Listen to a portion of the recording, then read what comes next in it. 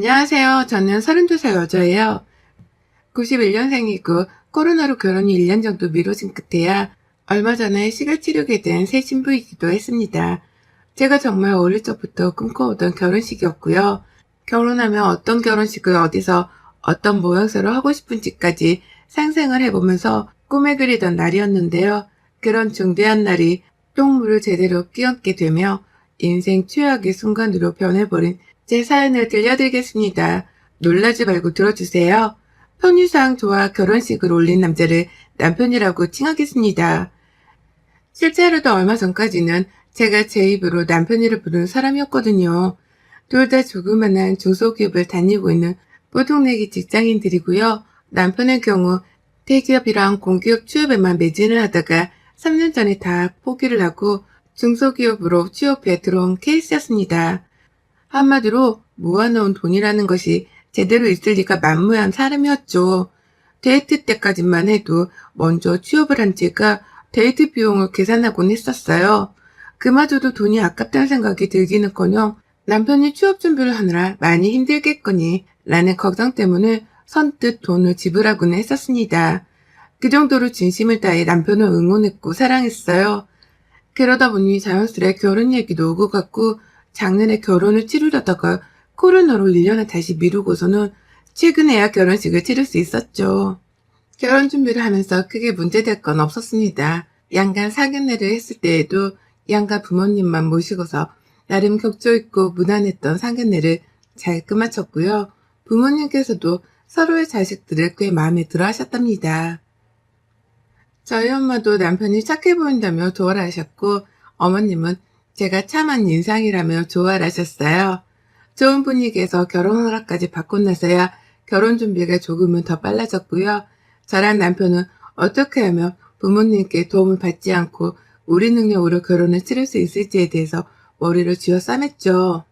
정확히 말하자면 남편이 부쩍 스스로 해내고 싶단 말을 많이 했었습니다. 늦지막히 취업을 했던 탓에 부모님께 드린 경제적 부담감이 그간 컸던지라 이제라도 결혼을 하면 드는 비용은 스스로 해결을 하고 싶다더군요. 그러니 저도 남편의 말에 일리가 있다며 무조건 남편의 뜻을 따르겠다고 했죠. 결혼식에 필요한 돈은 일단 우리끼리 구할 수 있는지에 대해서부터 따져보자면서 말이죠. 그렇게 남편이랑은 자연스럽게 서로의 연봉도 공유를 하게 되었고요. 비슷한 중소기업이라서 그런지 남자나 여자나 차이가 있지도 않은 걸 보며 남편은 한동안 결혼 준비를 하다 말고 기분이 울적하다며 이틀간 잠수를 타기도 했습니다. 그때가 결혼 준비를 하며 가장 힘들었던 시기였는데요. 남편이 그러더라고요. 저랑 연봉 수준 차이가 얼마 안 나는 게 받아들이기 힘든 일이었다고 말이죠. 그래서 그냥 잠수를 타버렸다고요. 연애할 적엔 이런 적이 없던 사람이어서 꽤나 당황했었어요. 또 이러면 그땐 결혼 자체를 뒤엎어버릴 수도 있다며 남편에게는 진지한 경고를 했었답니다. 이런 식의 유아스러운 싸움 방식은 절대로 용납도 안 되고 받아들일 수도 없다고 하면서 말이죠. 그러자 남편도 그제서야 결혼이 충분히 엎어질 수도 있는 일이구나 싶었던지 문제를 일으키지 않으려 최대한 자제를 했습니다. 하지만 그 후 상황은 좀 아슬아슬했어요. 저희 친정 부모님이 저한테 결혼 자금으로 쓰라고 무려 2억 원의 돈을 증여해 주셨거든요. 부모님이 각자 여전히 경제생활을 하고 계신데 각자 저를 위해 모아놓은 돈 1억 원씩을 주셨던 겁니다. 결혼하면 주려고 평생 모아놓은 돈이었다면서 말이죠. 참고로 저는 저희 부모님께 눈에 넣어도 안 아플 외동딸이에요. 그렇다 보니 부모님께서는 저한테만큼은 아낌없이 다 퍼주려고 하는 편이셨고요. 취업을 하고 나서도 쭉 부모님과 한 집에서 살며 자칫돈 나갈 일도 없었고 매번 도움을 받고 살았는데 결혼을 하면서까지 큰돈을 쥐어주시니 얼마나 감사하던지요. 그래서 정말 그 돈을 허투루 쓰지 않고 알뜰하게 쓰고자 했습니다. 남편에게도 상의를 했고 일단은 급한 집부터 구해보겠다고 전세자금을 쓰는 데 보탰었어요. 그리고 남은 돈은 최대한 아껴놨다가 결혼 후 비상금으로 쓰고자 했고요. 결혼식은 남편이랑 제 스스로도 얼마든지 해낼 수 있다 싶었으니까요. 하지만 가뜩이나 연봉 차이도 얼마 안 나는 여자가 부모님께 무려 2억 원이라는 돈을 받아온 걸 본 남편의 입장이 다르더라고요. 혹여나 돈 때문에 기죽으면 어쩌나 싶어서 처음에 말을 꺼낼 때에도 정말 조심스럽게 꺼냈습니다. 부모님이 평생 모아놓은 돈이고 그래서 우리가 정말 필요한 것에 쓰고 나머지는 미래를 위해 저축해두고 싶다고 말이죠. 남편은 좋아라 했어요. 그 돈으로 전셋집을 구할 수 있게 되었다며 다행이라고 몇 번이고 안도도 했죠. 처음엔 괜찮은 듯 싶었고 결혼 준비를 하는 것도 적극적으로 나서서 도와주길래 별 감정이 없나 보다 했습니다. 제가 결혼식을 상상할 때 정말 꼭 해보고 싶었던 것이 영화 트와일라이트에 나오는 꽃밭을 만드는 거였거든요.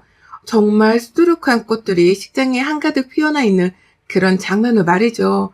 비용이 너무 비싸서 차마 꽃밭을 만들 수는 없었지만 비교적 저렴한 식장을 예약해서 그런지 모르겠지만 꽃값이 다른 호텔들보다 훨 싸길래 좀 무리를 했습니다.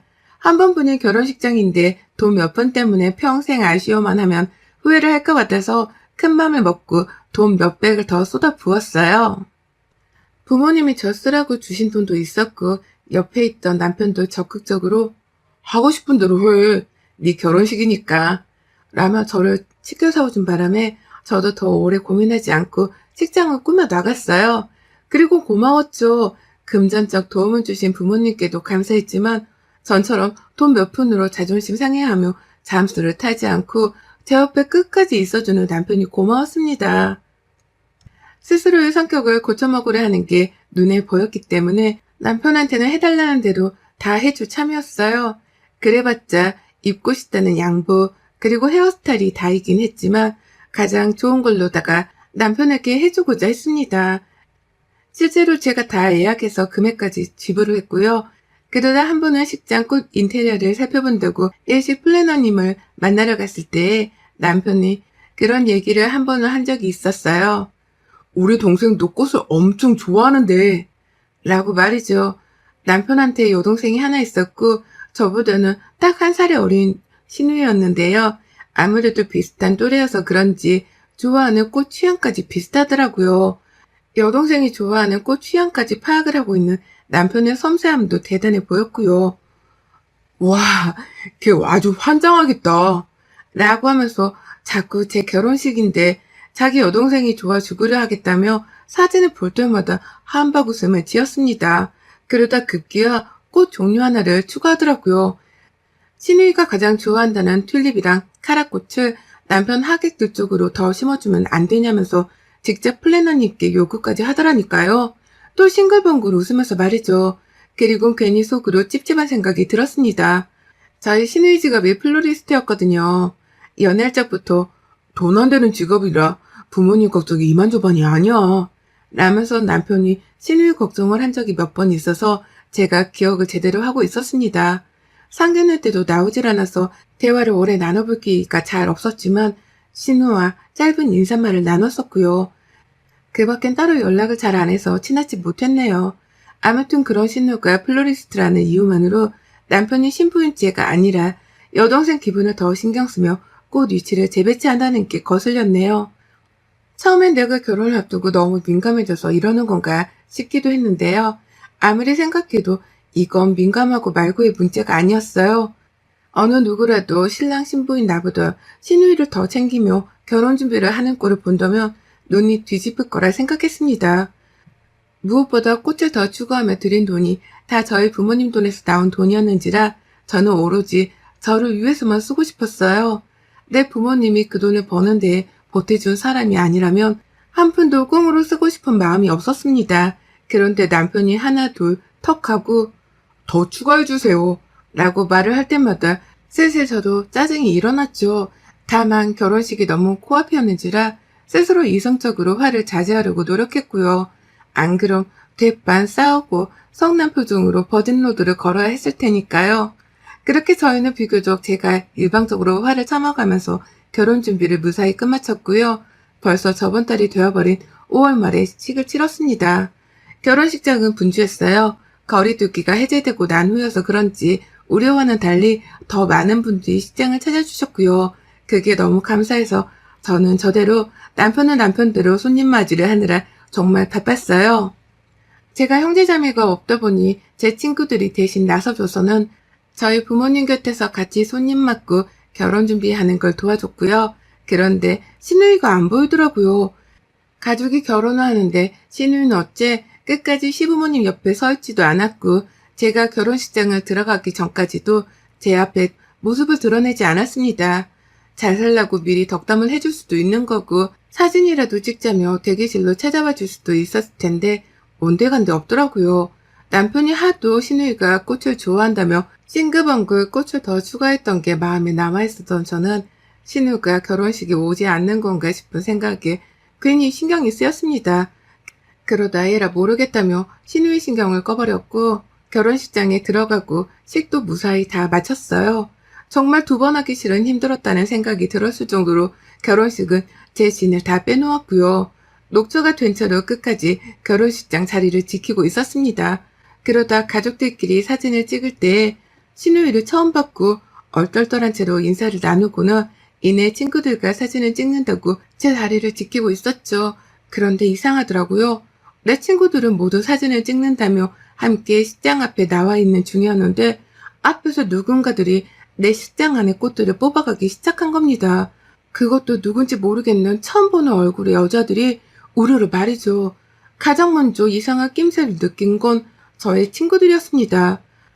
저희끼리 늘 결혼식장에는 꽃을 가득 채우고 싶다는 로망에 대해서 얘기도 자주 했었고 그중 가장 유난을 떨던 게 저여서 친구들끼리 농담을 자주 했었거든요. 제 결혼식 날 원하는 꽃이란 꽃은 다 가져갈 거라고 말이죠. 우리끼리 그렇게 웃고 즐거워하면서 고대한 제 결혼식이었습니다. 결혼 사진만 다 찍고 나면 친구들은 무슨 꽃을 챙겨갈 거라면서 자기들끼리 막 좋아라 하며 기다리고 있었는데요. 눈앞에서 웬 얼굴도 본 적 없는 여자들이 꽃을 무슨 식량 훔쳐가듯이 전투적으로 뽑아가는 걸 보자마자 모두가 일제히 술렁이기 시작했습니다. 모두가 동시에 카메라가 아닌 그 여자들을 바라보며 난리가 난 거죠. 저 사람들 누군데 벌써 치사하게 꽃을 가져가는 거냐고 말이죠. 당연히 신부 친구들은 아니었기에 저를 포함한 제 친구들 모두가 남편을 거의 동시에 쳐다봤어요. 분명 남편 쪽 사람들일 거라는 생각에 남편이 나서서 자제를 시켜주길 바라는 마음이었던 거죠. 저도 사진을 찍다 말고 얼른 가서 말려. 지금 뭐 하자는 거야? 라고 입 밖으로 불만을 내뱉으며 남편을 등 떠밀었고요. 하지만 남편은 망설였습니다. 오히려 제가 떠밀려 하자 다리에 힘까지 고정시키고는 제자리에서 버티더라고요. 그러면서 은연중에 말하더라고요. 근데 저 사람들은 나도 모르는데? 라고 말이죠. 이제 보니 남편조차 얼굴을 모르는 사람들이 남의 결혼식장에 와서는 꽃을 훔쳐가는 현장이었더라고요.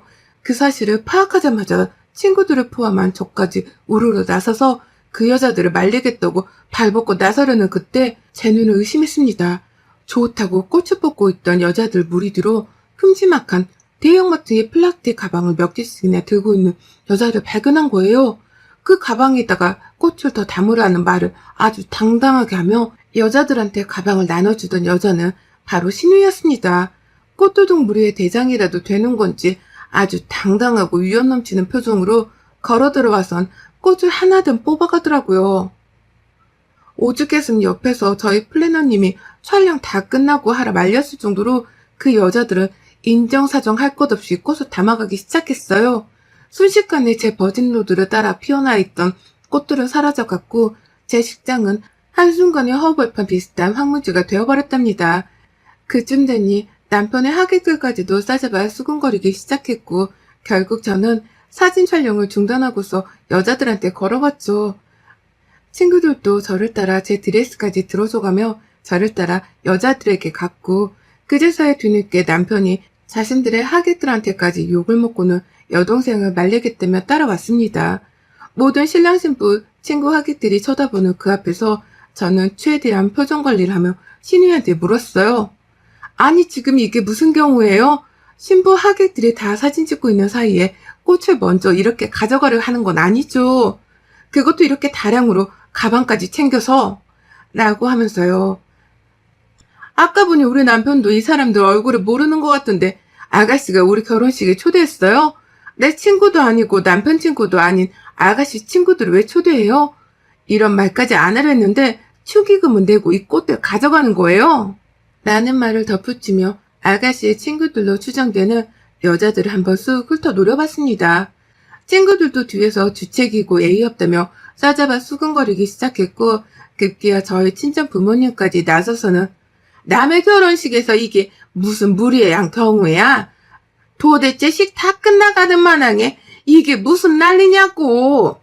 라며 아가씨와 무리들을 혼내키기 시작하셨어요.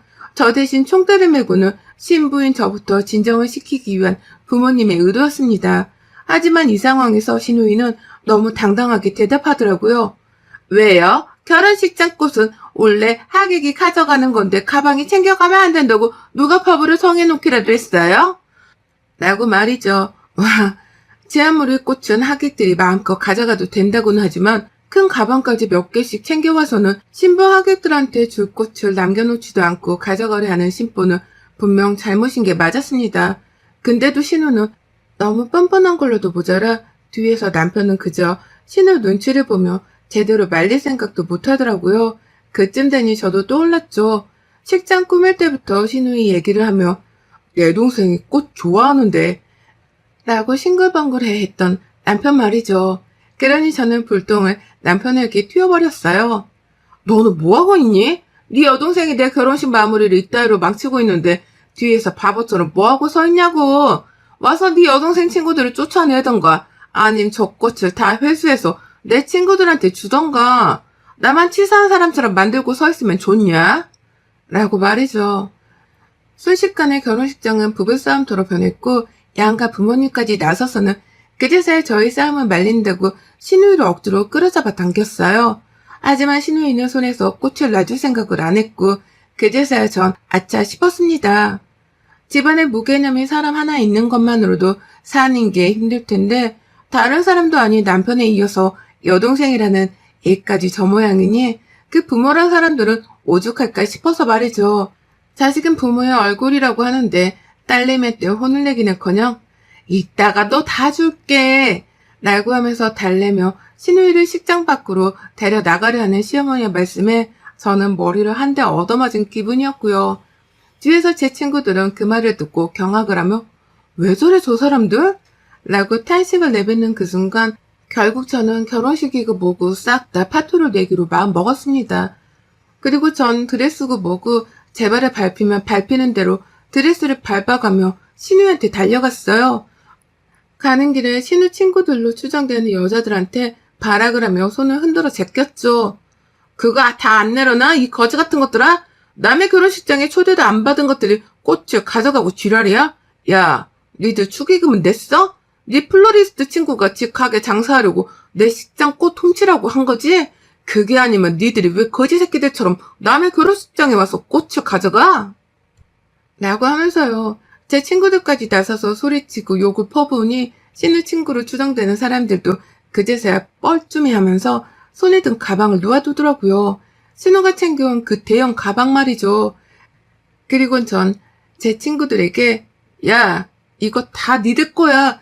애들한테는 한 송이도 주지 마. 라고 일러뒀어요. 그러자 친구들도 괘씸하다며 그 여자들 앞에서 바로 꽃이 담긴 가방을 바닥에 떨궜고 그 안에 든 꽃들을 죄다 챙겨서는 남편의 하객들한테까지 친히 나눠주며 한 송이도 그 여자들이 못 가져가도록 했죠. 그리고 전 시어머니 손에 겨우겨우 끌려나가고 있던 신우이를 제 손으로 부여잡았습니다.